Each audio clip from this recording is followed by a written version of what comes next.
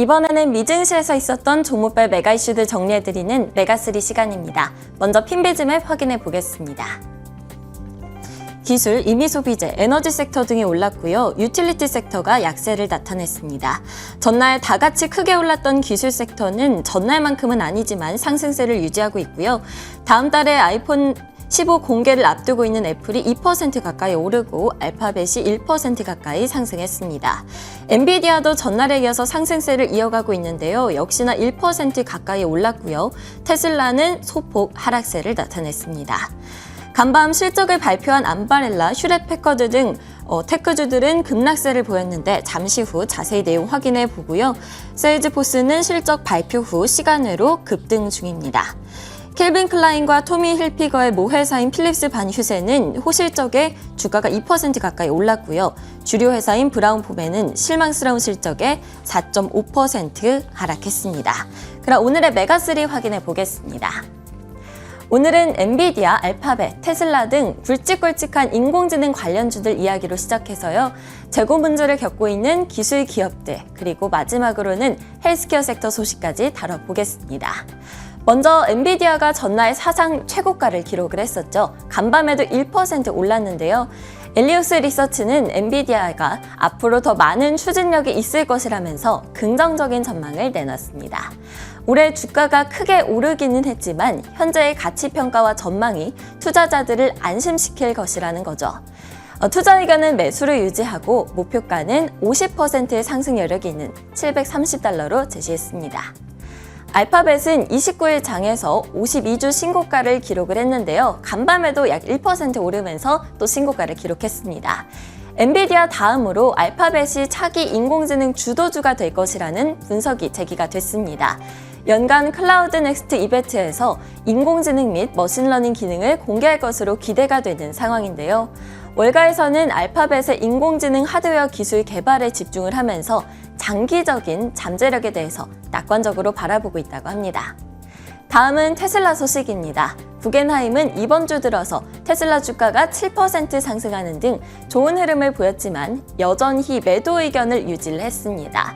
목표가는 $125로 전날 종가 대비 51.4% 낮은 수준이죠.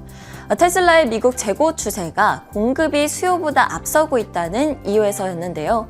실제로 테슬라 미국 재고는 분기 시작 이후 약 50% 늘었고 모델 Y가 가장 큰 증가를 기록한 것으로 드러났습니다.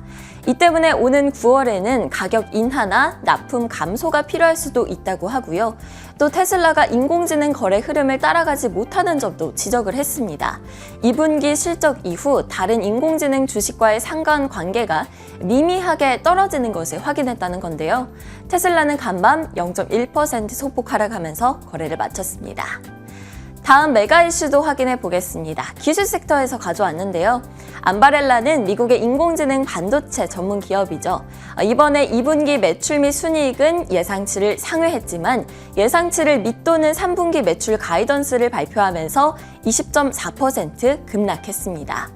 암바렐라 CEO는 고객들이 현재 재고를 더 공격적으로 줄이고 있다고 말을 했는데요. 단기적으로는 매우 어렵지만 연말까지는 재고 수준이 정상화될 것으로 기대한다고 밝혔습니다. 휴렛패커드는 6.6% 급락을 했습니다. 분기 매출이 예상치를 밑돌았기 때문인데요. 번스타인에서는 HP의 분기 실적이 실망스럽기는 하지만 PC 매출은 앞으로 개선될 것이라고 밝혔고요. 오히려 회사의 다른 사업 중에서 프린트 사업이 문제라고 지적을 했습니다. 프린터 출하가 부진한 점이 공급량에 영향을 줄 수 있고 구조적인 건전성과 성장 역량에 대한 우려가 있다고 하고요. 또 도이치방크에서는 목표가를 $32에서 $30로 낮춰 잡으면서 중국의 더딘 회복세에 수요가 약화된 점을 지적을 하고 앞으로의 장기 전망에 대해서도 의문을 제기했습니다. 클라우드 기반 파일 공유 기업인 박스는 12.3% 하락했는데요. 정보 기술에 대한 기업들의 지출 감소 등으로 인해서 연간 예상 실적을 하향 조정했기 때문입니다. 마지막으로는 헬스케어 섹터로 가보겠습니다. 존슨앤드존슨의 실적이 나왔는데요. 소비자 건강 사업부인 캔뷰를 분사하고 새로운 재무 가이던스를 발표한 거죠. 이익 및 매출 가이던스가 하향 조정이 됐습니다. 베런스에 따르면 존슨앤드존슨은 캔뷰로 분리된 부문에서 이익을 잃게 되는데요. 다만 존슨앤드존슨 주식을 캔뷰로 전환하는 교환 제안을 투자자들이 받아들여서 주당 순이익 주가 수가 낮아지면서 상쇄될 것이라고 합니다. 한편 분기 배당금은 그대로 유지한다고 밝혔고요.